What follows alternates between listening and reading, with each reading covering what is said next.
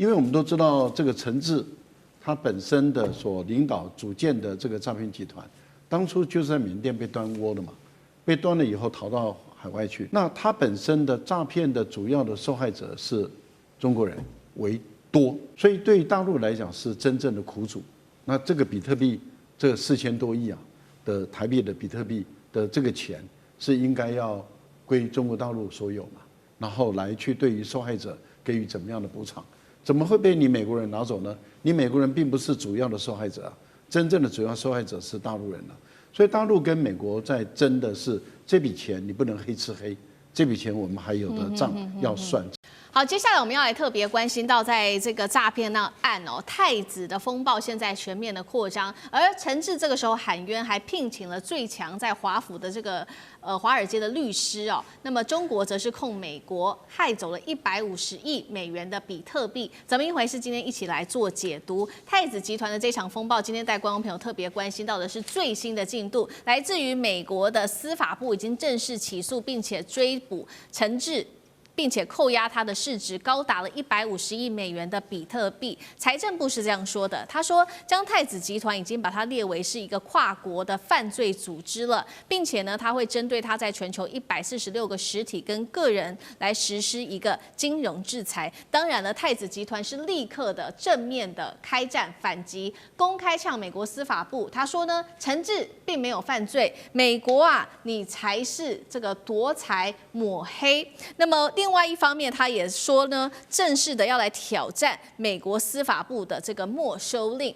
我们要赶快来看到更狠的事情是，陈志这个方面是直接聘请了华尔街最重量级的顶尖律师团来处理。这个顶尖律师团过去有哪一些很重要的背景呢？包括他曾经揭露全球450个重大案件，200多个国际仲裁，在反洗钱诈欺这个方面是非常有经验的。那么最新呢，陈志的律师团已经要求了，说要延期60天提交索赔，理由是什么呢？律师团说，比特币的来源看不出来和诈骗有关系陈志到底哪里来的底气？什么样的律师团敢接这样子的一个这样子的一个案子来挑战美国政府的超级硬仗？还是说他手上握有美国不敢曝光的一些关键证据？赖老师怎么看？我觉得主要是钱你给美国的律师团足够多的钱，他当然愿意接不管赢了输了，他都有足够的多的钱，他怎么会不想接呢？对于他来说，他分2块。第一个，您提到的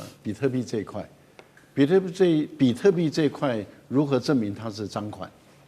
这个是比较有趣的一件事，因为它是保密货币嘛。那保密货币的话，你把它没收冻结，那这个本身有没有问题？那中国大陆对这部分也有意见嘛？因为我们都知道这个陈志，他本身的所领导组建的这个诈骗集团，当初就是在缅甸被端窝的嘛，被端了以后逃到海外去。那他本身的诈骗的主要的受害者是中国人为多并不是说全部都是大陆人，而以大陆人为多，还有台湾的也很多。那当然也有部分是日本、韩国都有。所以对于大陆来讲是真正的苦主。那这个比特币这4000多亿的台币的比特币的这个钱是应该要归中国大陆所有嘛，然后来去对于受害者给予怎么样的补偿？怎么会被你美国人拿走呢？你美国人并不是主要的受害者真正的主要受害者是大陆人所以大陆跟美国在争的是这笔钱，你不能黑吃黑，这笔钱我们还有的账要算，这是第一个。第二个呢，就问的是陈志本身是不是犯罪集团？对大陆来讲，也没有说他不是犯罪集团首脑你看台湾的这个的资产现在也在查的过程里面，所以我个人认为，陈志他现在他首先要向美国来控诉的是他究竟是不是他的集团是不是犯罪集团。第二个就是这个比特币跟这个犯罪集团之间的关系嘛。那加密货币如何来证明说是跟犯罪集团之间的犯罪集团不法所得？这是2件事。不过我觉得这个给我们一个体验给我们一个教训加密货币是不是犯罪集团洗钱的最主要的一个来源之一？它变成毒贩、诈骗集团、贪污的大贪官，他们是不是都是透过加密货币来？所以我觉得加密货币这个管理啊，事实上是应该要考虑到它的道德性的问题、正当性的问题，不能够把它当成一般的货币。我觉得这个是有问题的啊，是，不然的话，你这个国家的腐败，你永远没办法解决嘛。对，好，一方面我们看到大陆现在这一回跟美国讲说，你不要黑吃黑哦。针对比特币的这件事情，他们觉得说美国做了非常多的手脚。大陆的指控，官方指控，我们赶快来看，这个是大陆的中国国家级的网安单位，它是国家计算机病毒应急处理中心。好，赶快来看到他怎么指控。他说，美国政府啊，你这个2020年底就用国家级的骇客直接窃取了陈志的矿池比特币超过12万枚。更离奇的是，你窃取了这些比特币之后，你就多年来把它那边放在那边完全不动它。而且陈志当时也多次的表示，他说他要付赎金，把这一笔账全部赎回来。但是美国司法部宣布直接扣押比特币，直到美国司法部直接宣布要扣押比特币，事情很吊诡的事情是被盗的这个比特币是瞬间转移到了一个新的钱包去。中国为什么在这个时间要公开的去指控这些骇客？那这150亿美元的比特币争议是真实的国际骇客行动，还是有其他的原因？委员又怎么看？这个陈志在 Rubian 这个挖矿公司所放的钱包 ，Rubian 是一个挖矿公司，就是在挖比特币的一个公司。他放的钱包，在当年2020年的时候，大概只有应该讲只有35亿美元。那因为比特币这几年来涨得很凶，到今天才变成150亿美元啊。所以陈志想用35亿美元把它赎回，那这个主要是在这个价差上面哈。但是这里面有几个哈，第一个，那个中国大陆的有这个单位里面啊，指控说这是国家级的骇客，当然是国家级的骇客，为什么？因为是美国政府，当然是国家，那骇客能够进 Rubian 里面的钱包去解密，把它拿出来或者控制住。这当然是骇客行为了啊，所以国家级骇客是个中性名词，应该正确看来讲是个中性名词。现在只是说，那到底这个陈志有没有涉及国际诈骗啊？那有没有涉及到网络诈骗？那对美国来讲，他们有一个很特殊的法律哈，你只要用这个我的网络，那不管你在哪里诈骗，我都有权利管。那偏偏全世界用了网络，怎么扯都扯得到美国去，都扯到美国去，所以他们就无缘佛界。我认为这个，因为他们有情报，知道这里有这一笔，而且陈志这个人，他的财路来源可能有问题，所以才想办法去针对他。然后美国现在政府也比较穷嘛，就抢钱抢粮，何况你给他找到小辫子哈。那陈志这边哈。这个律师团也不是凡饭之辈啊，那也是美国非常有名的一种专门打刑事官司的，所以陈志已经付了很高的价码去请动。那所以这打官司的这个重点哈，不在于那个财政部的扣押，是在于要举证这一笔钱跟陈志的行为是正当的，他钱的来源是正当的，那不是有犯罪行为。重点在犯罪行为要证明没有，或者跟这笔钱无关。好，这个是两个诉讼的一个关键。不过我认为他输掉这个官司的几率是蛮高的，是蛮高的，因为他证明到说他这个钱来路正当困难度是相当高，都是靠路边挖矿挖出来的，这个几率不太高。那你说我在柬埔寨投资房地产赚来的，这个证据也比较薄弱一点，所以。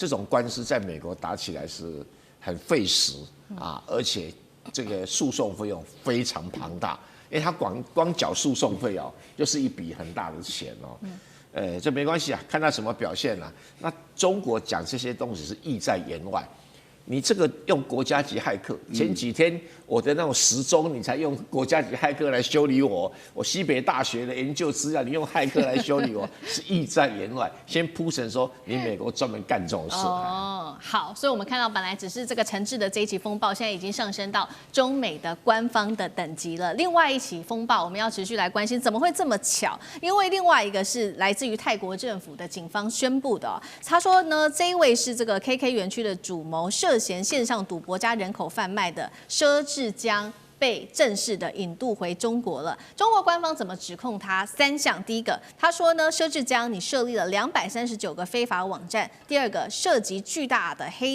黑金洗钱；第三个，你跟这个东南亚的跨国诈骗网络有深度的合作。为什么在这个时间点，佘志江被引渡回中国？是基于巧合吗？因为又有陈志的这2个案件，到底有什么关联性吗？老师怎么看？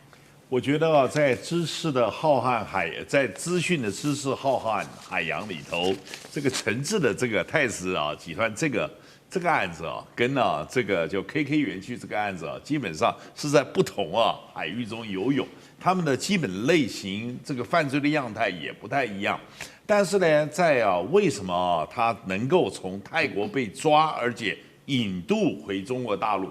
我觉得大家要思考一下，这时候泰国突然做这个表态，跟太皇要去中国大陆访问有没有点关系？而且呢，去加这个就是说，你要知道这里头之中也牵涉到跨国犯罪。刚才我们都讲到，因为资讯呢，我们就要知道，你抓这些金流，事实上就要遏制跨国犯罪集团，还有很多洗钱的活动、贩毒的活动。但是呢，这个我们不要忘记，什么时候是美国最积极的去在网络上去追踪这些金流，就是反恐。当他在全球反恐的时候，等于把手伸到这个里头，然后希望去掌控。我们都讲知识就是力量，但这实际上就是资讯更是力量。所以在这个情形之下，这个资讯多少罪恶假汝之名而行对不对？资讯也是实力，资讯也是财富，但是呢，也是国家作恶以及私人作恶的一条管道。所以在这个情形之下，我想中国大陆提出拿国家安全的观念切入这个事情确实是感受到那种威胁的程度是非常的严肃。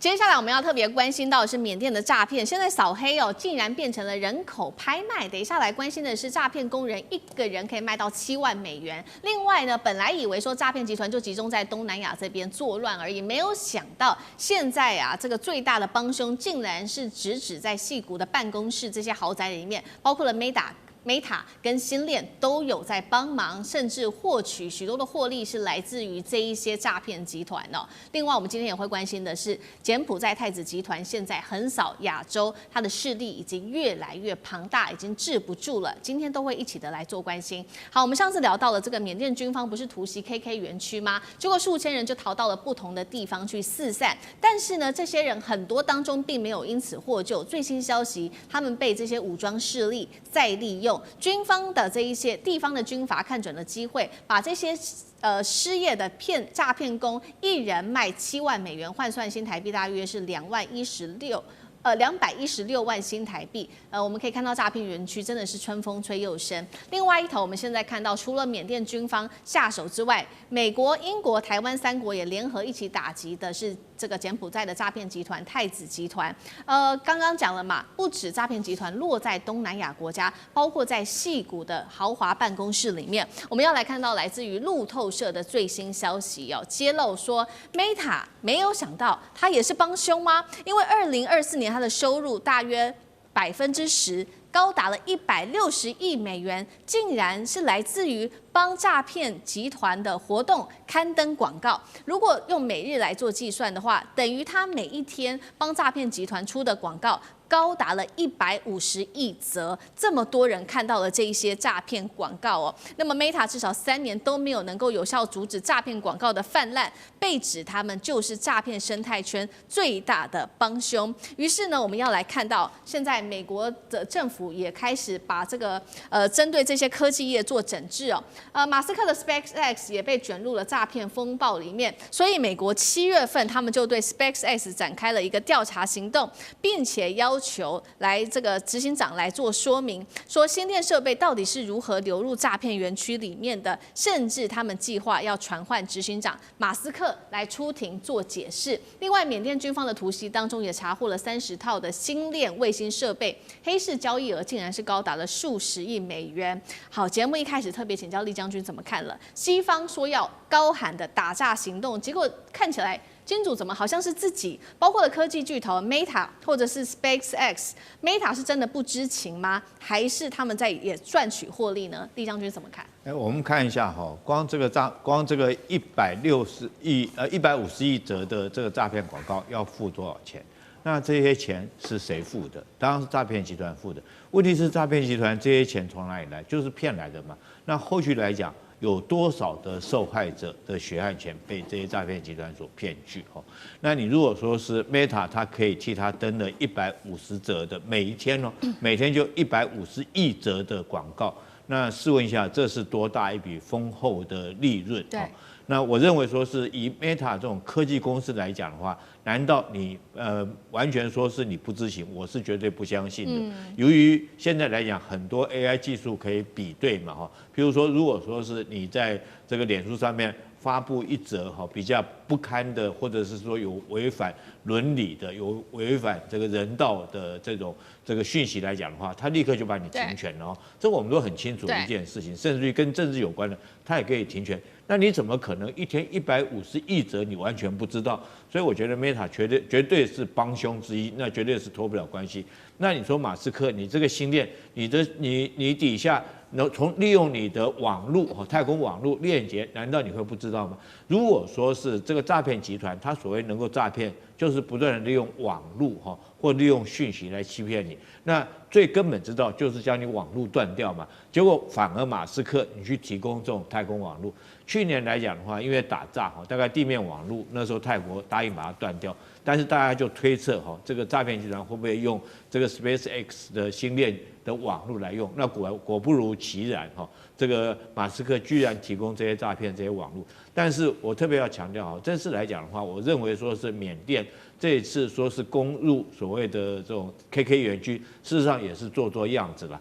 因为攻入 KK 园区的是谁，你知道吗？就是索奇都，他们边防司令。那他的老婆就是这个诈骗园区的这种总经理 CEO。你说是真的还假的？我觉得只是做样子给世人看。所以如果说真的要彻底打诈，我觉得要从源头开始。第一个就是你网络一定要彻底给它断掉。第二个，你泰国那边的电力是不是还提供？因为这些电力公司为了卖电，为了赚钱，也在卖电给这些 KK 园区的集团。第三个，你银行的这种相关的链路你也要断掉。如果没有银行的相关洗钱的管道来讲的话，我想诈骗集团会更不容易有诈骗的机会。所以以上种种，我觉得整个诈骗集团牵涉到的是人性牵涉到大家都想要借这个机会来赚钱、来发财，但是忽略的所谓人最起码要有一点的这种道德感。那所诈骗的钱都是基层民众穷苦人家的钱。对，好，将军帮我们特别提到了，所以要从源头做打击，不管是从电力、从网络跟银行的资产。那刚刚提到了嘛 ，Meta，看起来就不是无辜的。那 SpaceX 呢？美国的另外一个很重要的公司是无辜的吗？张将军又怎么看？我认为这些诈骗集团想要去杜绝、去禁止，我认为效果会非常有限，因为几个因素，这些诈骗集团呢，它也会做阵地转移啊，它也会化整为零啊，它也可以借壳上市啊，它可以变的地方多，一个移花接木，谁又知道诈骗集团？诈骗集团比真的更像是真的嘞，哪会说我是诈骗集团？所以很多的非常聪明的人、有智慧的人，一样被诈骗集团骗。所以我是认为，今天就算 SpaceX 把 KK 园区给禁掉了，它可以转移阵地打带跑，那明天就换了另外一个阵地，用个地方去了。它不见得一定要在缅甸 KK 园区啊。他们可厉害的，他们聪明得很啊！骗这个跟那个 IQ 再高的人也容易被诈骗集团骗。为什么？因为人有贪念，看到他一看到，哎呦，这个好像是有机会的哦。他丢个诱饵出来给你，哎呦，你马上贪念之后就贪心大动，就上当了。所以我认为不是 SpaceX 要不要去能够完全禁止，没有办法。他可以透过其他，他可以冒名啊，用伪冒的方式啊，直接改个名就转个弯就是了。结果变成好像就变成改头换面、移花接木就成功了，好像又变成另外一番景象了。所以我认为这个诈骗集团呢，绝对层出不穷，他们很聪明的很，然后再改变又另外一种方式又借壳上市了。那感觉到好像又是另外一番局面，然后很容易他就知道人的贪念就来了，对不对？以一种我们讲虚拟货币也好，对不对？拿着虚拟货币大家就被骗了啊，就虚拟货币，然后叫他的投资一本万利了。都会变。所以我认为诈骗集团是没有办法禁绝的，他们会这个道高一尺，魔高一丈，没有办法拒绝，而且呢，他们的生存的空间是我认为是越来越广，因为 AI 会不会帮忙诈骗 ？AI 也会被诈骗集团利用了。那 AI 的脑袋是比人类的脑袋要来的聪明。好，那另外一方面，我们也来看到那诈骗帝国的建立，一开始其实都是有人建立起来的，他是太子集团的创办人。我们看到这个37岁的陈志目前在逃，而且呢都还没有被捕哦。那到底捕不捕得到，这也是一个问题。太子集团带观众朋友稍微了解一下，这个37岁陈志还非常年轻哦，但是当初是以柬埔寨经营诈骗中心为基础，已经在30多个国家经营了数十家的公司，看起来好像是发展房地产跟金融，但是暗中早就已经发展成亚洲最大跨国犯罪组织。台湾、香港都有利用房地产来洗钱，最近更在韩国以假名金斯曼集团洗钱金额达到1.5亿美元，好像没有人治得了他。杨老师怎么看？陈志他当初在大陆上还只是年轻的时候，做了一个网咖的管理员。但24岁了，跟他哥哥就到了柬埔寨，就开始脑筋转得很快，就加入到整个诈骗的事业。那当然，他这个非常的聪明，也就是说，他透过诈骗，然后呢，同时也在做房地产、金融跟消费产业，同时也跟政治上维持一定的关系，而且捐了很多钱。那中国大陆呢，也做类似的这些活动。那在国际上，他甚至不只是在大陆获得2021年的第10届中国财经峰会的企业社会责任典范奖，在2021年也获得了就是整个柬埔寨的房地产大奖的最佳奖，在2021年也获得了亚洲企业社会责任奖，在2022年他还获得了国际的史蒂夫商业大赛的评选，连续2年获得年度企业家。你这些摆出来，在所有的投资或者是相关的这个产业上，有谁会去质疑他？来自于中国大陆，来自于柬埔寨，来自于东南亚，来自于国际上，也就是它规模大到大家已经没有办法去分辨说它到底这个是怎么来的，因为很简单，2015年创立的，到现在短短10年。2015年到2021年获得这些奖项的2022年也才5-6年，怎么可能一个公司5-6年来得到这样子？大家一定在猜测，它后面可能是柬埔寨政府在，就是说出资，或者是透过它作为代理。我这是一个猜测了，我看到媒体上有这个写，但会不会有这种可能性？还是说是整个当初就是说这些诈骗集团里面的这个所谓的台面上的代表，然后呢，透过这些房地产投资、金融、超跑、绘画、艺术，开始在进行洗钱。他拥有的比特币超过140亿美元，那真的是10年呢。我在想，我10年前做什么？但现在我们就没有那种智慧。但是这种东西被戳破，因为2020年的时候，其实中国大陆就开始在立案调查这个公司。不过，因为它在中国大陆本身的活动还算正常。而且他都不断的在去推脱说，这个是可能网络上的这种污蔑。可是到了2025年，就今年的10月份的时候，因为他在东南亚以及在英国、在美国开始的这个洗钱的行为被美国抓到，美国当初的这个国际的洗钱行为是全球性的，所以开始在宣告，就是说，他涉及到了诈欺、诈骗、洗钱，所以把美国的这些资产给冻结，相当高。然后呢，英国也把它冻结，然后泰国跟就是柬埔寨现在开始在做调查。缅甸这边的园区的地狱景象正式的曝光，等一下带观众朋友赶快来看到。想要活着走出去，现在说得靠自己的运气了。尤其现在中缅联手要铲除 KK 园区，但是真的铲除不了啦。现在看起来是移动到了其他的园区，春风吹又生。另外来关心到的是，英美现在联手，还有新加坡要瓦解陈志的诈骗帝国，真的做得到吗？今天都会一起的来做关心。我们赶快来看到是在 KK 园区这边，经过了缅甸政府军疯狂的轰炸之后，园区看似已经被夷平了，但是上千人当时不断的逃命，甚至渡河要逃到泰国去。有人就被洪流冲走了，但是有人活着上岸。上岸的人跟这个记者们描述了一下在园区的一个惨况。我们赶快来看到这位是李先生，他说他当初因为有受到一些诱因，说1个月月薪8000块，而且不限学历的广告吸引，于是他就是踏入了这个园区里面去。那他当时是做的是欧美盘，他说一天工作16到18个小时，睁开眼睛都在工作，但是如果达不到业绩，就会立刻被痛打一顿，甚至打到残废都有可能。如果你的业绩最后是无法达标的话，你可能就会被打死，丢进山中，或者是被卖器官。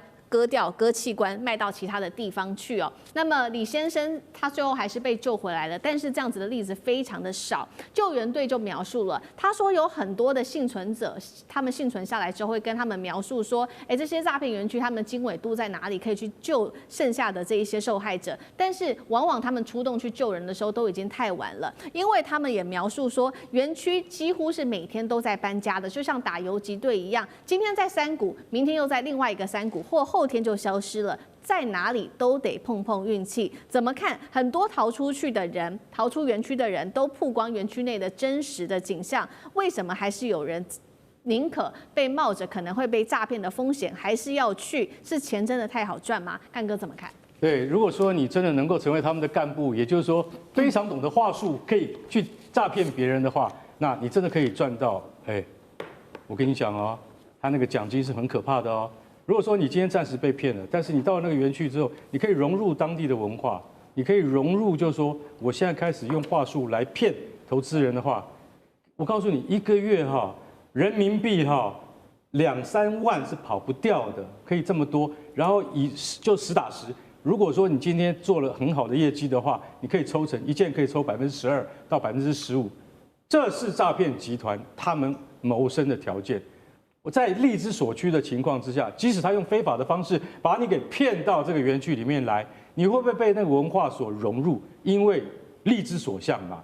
但是有许多人他们做不到，而且他们对于他良心他过不去，所以他不想做，不想做就是毒打一番。除了电击之外，你可能还可以做水牢，有各种方法可以对付你。其实平均一天上工的时间是16个小时，也就是除了吃饭睡觉的话，你都要在键盘前面不断的打键盘，不断的打键盘，不然的话就是不断的打电话，不断的打电话。有各种各样的诈骗的形式，有来自全球20几个国家跟你一样的工作人员，他负责要骗他们自己国内的人。所以这一次缅甸的 KK 园区逃出了1500个，我们用猪仔来形容他们。猪仔就是被骗的一般可怜的老百姓，他们被骗进去之后，他们的生活就是这样。那缅甸军方这次终于这个发动了什么攻击行动，炸毁了很多 KK 园区的一些大楼跟设施。可是大家要知道，这些大楼跟设施里面已经没有人了，而且故意选在靠过泰国边境不到500公尺的地方做给你看。为什么？因为碎片会打到泰国的边境，打到人家泰国的电线杆上。代表说我们真的有在做事情，真的是这样吗？如果真的是这样子的话，为什么诈骗从来没有少过？大家不要忘记，你在上海、你在广州、你在台北接到的诈骗电话都是从这边来的，因为他都是华人打给你的。以前用大陆口音骗不了台湾人，现在用台湾人的口音来直接骗台湾人。以前用台湾人骗大陆口音骗不来，现在用大陆口音来骗大陆人。魔高道高一尺，魔高是一丈的。现在我们来讲这个特别的人，叫陈志，今年才37岁，据说他并没有任何背景，但是他今天竟然有150亿美元的虚拟货币被美国政府给查扣了。据说他的游艇长达120尺，大家要知道，游艇超过100尺那个就已经是不得了的。超过120尺的游艇，价值大概6到10亿美金。他才37岁，他怎么会有这个能力？他后面到底有什么势力在支撑他？除了缅甸的政府军以及柬埔寨的这个，听说人还在金边啪啪走。美国、英国、荷兰都在通缉他。他掌握80%以上 KK 园区以及柬埔寨的诈骗事业。这个人已经变成诈骗之王了，抓不到他。所以缅甸政府，你不要做样子。我坦白讲一句，今天你跟克伦民族阵线要谈好的话，你们真的要对诈骗园区你要做给中国政府，让他们对你有信任，取得中国政府的支持的话，你应该是真的要去捣毁一些真的让国际所诟病的这些园区。但你们做得到吗？究竟军阀跟这些诈骗集团的利益纠葛之间是千丝万缕的，我觉得很难解决。今后可能大家真的一般的老百姓，不管你在对岸或者在台湾，都要自求多福。遇到诈骗电话的时候，一定要警觉起来，不要再成为那个无辜的受害人了。好，刚刚干哥帮我们特别提到37岁的陈志，补充一下，他是太子集团的创办人。那现在确实欧洲国家已经针对他的资产做冻结了，但是这样就能够摧毁这个诈骗帝国吗？等一下请聂老师来持续带我们看。我们持续来看到说，在这一次去打毁这个 KK 园区的重要的后盾，其实是来自于中国大陆，所以呢，缅甸军政府才可以这么的雷厉风行，出动大动作。那这一次，包括我们看画面上出动了无人机，还有这些机动的滑翔翼等新型武器，都是因为有大陆在背后做支援。那短短几天内，2000多人逃往泰国，但是现在又要问了，逃到其他国家去的这一些人，会不会又在成立这个诈骗园区？尤其是往辽国、往泰国、往金三角这边又在重申，难道这个毁灭的行动只是在作秀吗？做给大陆看而已，真的能够彻底摧毁诈骗集团吗？上志哥怎么看？这次轰炸，我们都知道，其实过去都在抓捕，轰炸非同小可啊。中国大陆什么角色呢？你觉得不需要北斗卫星吗？当然有啊。要知道，其实大家一般对于中国大陆在查缉跟跨国查诈骗，一般不太了解。我还是简单跟大家说，早前其实在发生诈骗，大概2010年前。大概中国大陆就有诈骗，一开始是福建安溪，包括湖北的娄底跟双峰是县，一些传出诈骗钱汇回来，所以一开始是地方公安在办这个事情，所以规模不大，但是后来真的越来越多，所以中国大陆开始重视，而且从地方开始上纲，大陆正式成立专案，地方中央开始是2015年，10年前就开始。系统性的做，从原来地方到公安，最后包括整个国务院外交部，包括整个他们所谓户政啊、银行，全部都有专门的对窗口来一起在打诈，而且甚至这个窗口不是在北京遥控，是最后派人员到云南或各地方在前线，因为你马上很多东西要协调，他们家乡在抓的，乃至于要跨国协调，所以最重要的是在2023年，最大关键2023年中国大陆通过了这个全新的叫做反电信网络诈骗法，全新的法，这个法是针对诈骗而来的，所以这里头为什么可以判处死刑？今年在9月底10月初的时候呢，就在缅甸的名家这一整个家族诈骗全部抓起来，夯不啷当，5个人，包括大姐姐，那个老姐姐被判死刑，11个人无期徒刑，有一大堆20几个人，最高判了24年的有期徒刑，就是因为有这个法。所以现在，如果说你在台湾的人，你在判，你最后被送到大陆，就会依这个法被判重刑的原因在此。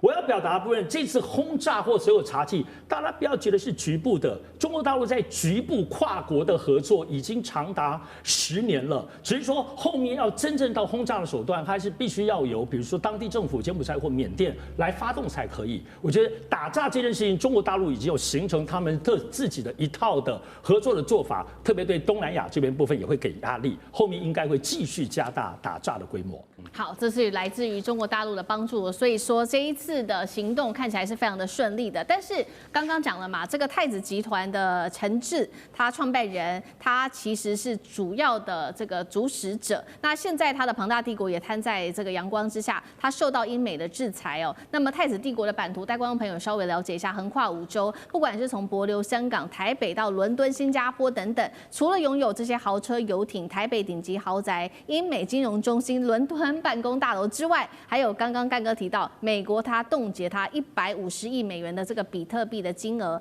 过去太子每一天靠诈骗可以赚得3000万美元的现金，这一回这个遭到欧美冻结资产，就能够把这个诈骗帝国给摧毁吗？聂老师怎么看？那个思敏，我先讲一下 very sad story， 非常难过的事情。这不是2010年后来才开始，2005年10月2号有一篇报道，《联合报》的主版写了一个大学教授母亲接2个电话往生，那个本人主角是聂建中。那当时他带英国伦敦的到 Edinburgh 回来的那一天8月13号飞机到伦敦把我回到台湾，打个电话，结果是妹妹接的，说你怎么还在？因为母亲2天前接到她的儿子电话说，哦，我被邓起啊，中啊，我说邓起要买什么东西，然后邓来以后，结果我的声音被截录，就是我哈。所以12号呢，他要求他50万，我所有亲戚都接到，我妈抽不出来，最后 choke 住，然后到了台中立新医院，这是真的。那当时会就这 news 是9月的时候，我跟吴淡如有一个参会的时候，他帮我写在苹果日报，我原本不想 news 的，后来抓到了啦。不管怎么说，就是当时侯友宜他一个第6组，一个姓蔡的，他一直追踪，我原本不想告诉他，后来因为那时候很难过，最后抓到2个，就在那时候在对岸福建抓到2个姓杨的、姓陈的。好 ，anyway 这过去了20年了。我跟你讲，那个诈骗非常可怕，而且非常严重。这本来判死刑就应该。那当然，这是我的故事，所以我稍微讲一下。我先讲一下哈，我先讲这个，因为我要讲一个故事。我以前在金酒当了10几年的董事，我们非常重视打假，太多假酒了。我们到大陆更多，台湾也很多。你知道9年前一堆假，大陆90%，我们说90%到95%都假酒。我们总经打到了，很高兴，又打假委员打到回来报告没有用，为什么呢？整个村庄都是吃假来赚钱的，结果去告到公安啊，也没有用，因为公安会 cover， 因为他也要靠这个来赚钱。好，接下来我们要来特别关心到的是缅甸 KK 园区最近的事情非常的多，尤其习近平现在正式的出手了，缅甸军方也获得在中国大陆的澳元之下，针对 KK 园区这边做了一个大扫荡，被炸成了焦土这个园区，另外还有千人大逃亡，甚至跳河溺毙，血染边境。我们今天会来揭秘的是妙瓦底诈骗帝国的一个血腥黑幕，赶快来看到是最新的消息，也就是缅甸边境最长的这个黑暗炼狱。妙瓦底 KK 园区被视为是东南亚的诈骗帝国心脏，是人间炼狱哦。但是我们来看到这个帝国现在由于大陆出手的之下，缅甸军方有了中国大陆的强烈支持，我们看到它连续着4天对 KK 园区进行这一场猛烈的空袭跟爆破行动，园区的建筑直接被炸成毁为平地了。那么现场可以看到，包括呢大火吞噬建筑，还有爆炸声，整个震到了泰国的边境。那么建筑碎片甚至飞越河岸 ，KK 园区现在变成了一个废墟。在爆炸之后看到的现场状况，就是有数千名诈骗集团成员，他们开始大逃亡，逃到哪里呢？有的人甚至是骑着摩托车啊、机车徒步逃窜，宛如是这个战乱的难民潮。我们先来看一下现场的最新画面。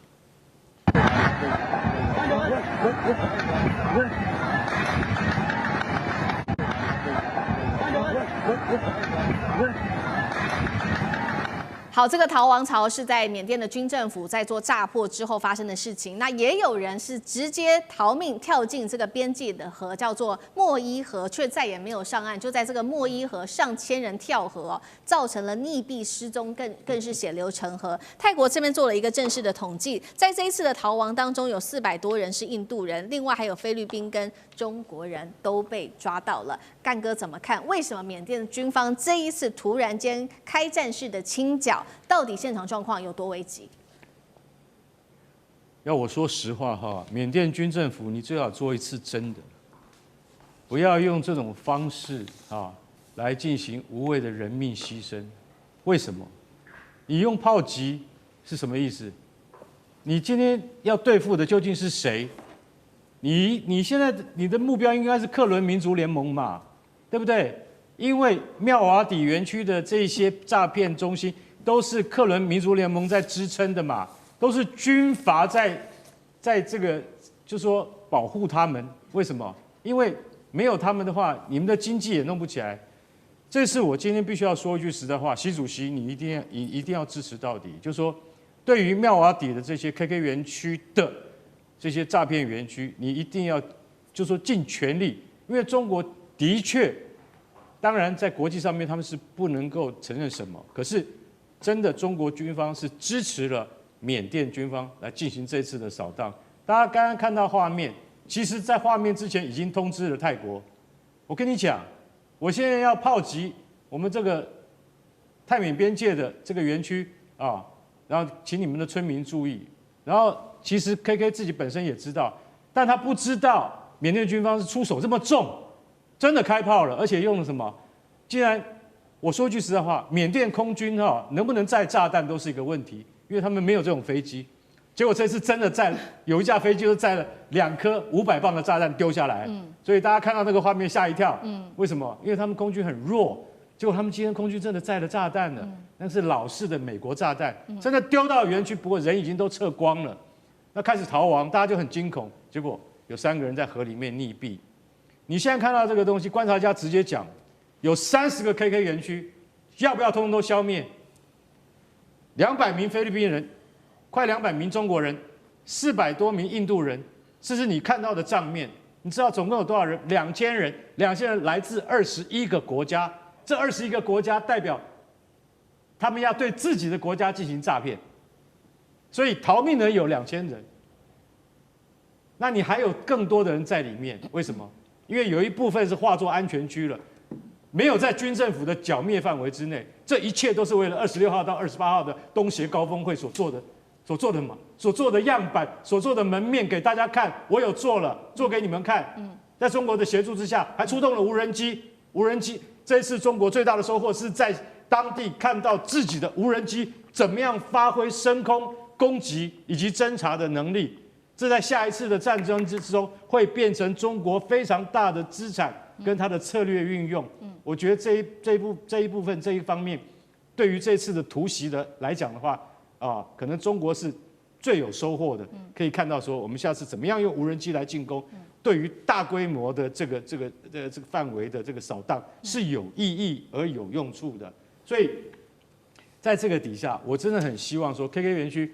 它就算是暂时被消灭了，它会不会死灰复燃？会，因为没有改变的是缅甸军政府的态度，以及它危害全世界经济体系的这个原来的那个样态是不会改变的。这就是我的观察。好，所以这一个军政府这一次的大动作，或许是演一场戏。那接下来会不会死灰复燃？因为刚刚讲了嘛，这一些诈骗园区的人逃出来数千人哦，他们可能逃到泰国，那也有可能逃到不管是柬埔寨或者是辽国等等。接下来他们会做什么样的行为？等一下请大使来持续带我们看。另一方面，刚刚讲了，这背后缅甸之所以这次可以这么的成功的重要。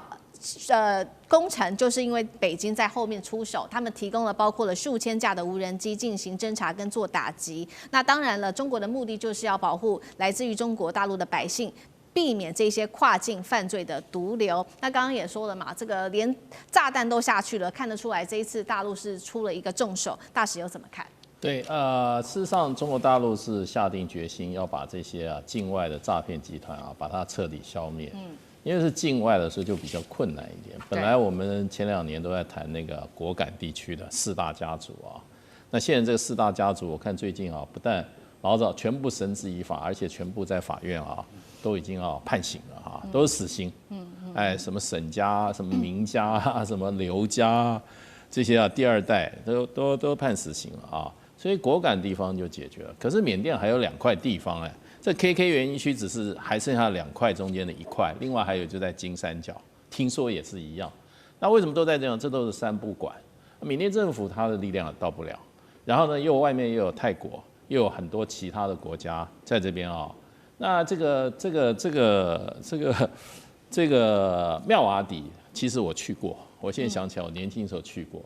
他那个时候我们在泰国服务的时候，有时候一想到缅甸去看看他说那你到妹塞。叫妹塞是一个跟这个缅甸边界的，那个时候边界你就随便走过去了，所以我还进过缅甸。后来想起来就是现在妙瓦底，这是 KK 园区。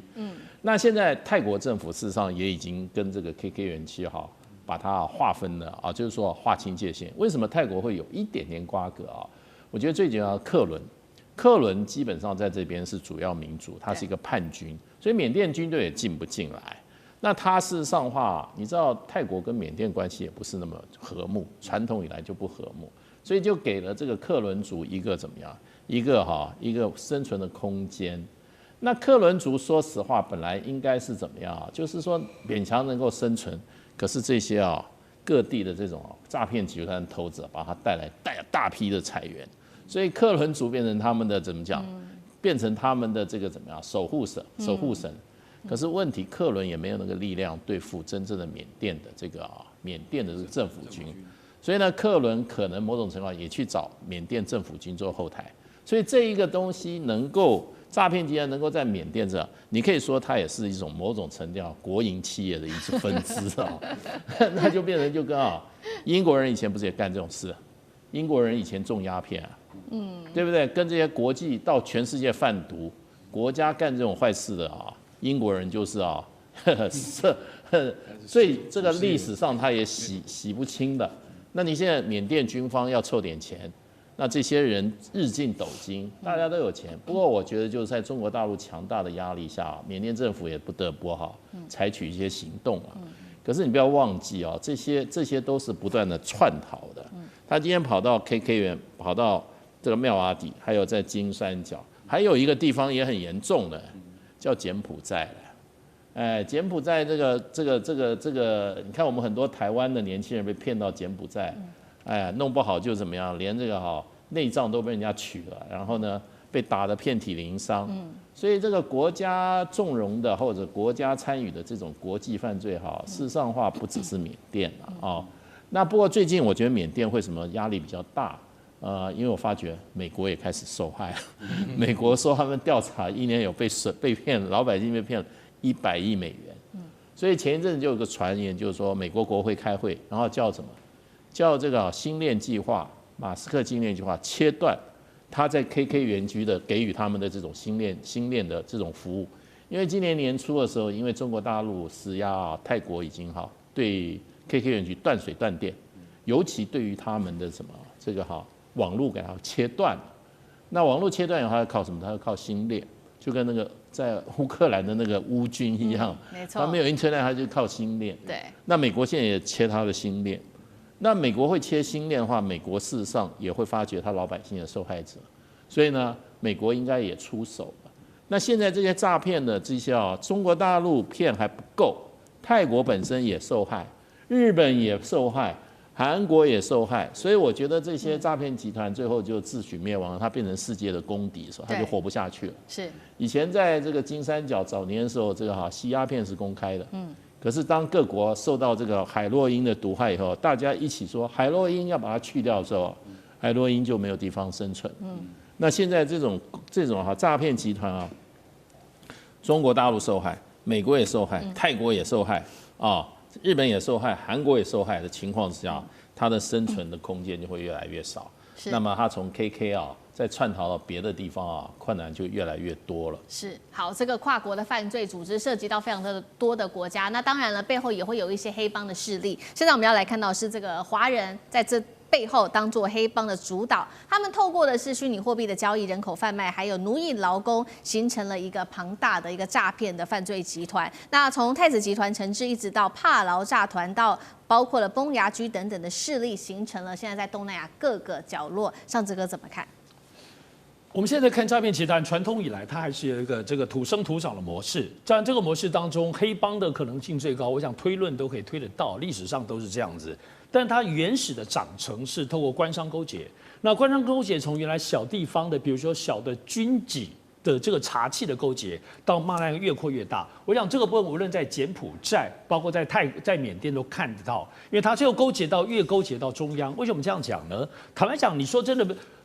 诈骗不好打吗？如同刚刚大所提到的，你如果把电力、水电断了，如果你把网络断了，乃至于你把金融转汇这个途径断了，其实就断了吧。我想以中国大陆在查气也都是顺藤摸瓜，因为过去没有经验，他们也查了这个诈骗集团从打柬埔寨到打缅甸打了10多年，在中国大陆摸索过程里头，其实先前掌握一个曾经在大概第3年掌握的关键什么呢？就是把诈骗集团，因为他们赚了钱要汇回来给自己家乡的父老跟太太嘛，所以当他们把这个汇款的这个地方控制住的时候，就发现能够顺藤摸瓜，可以逮到这些诈骗的人。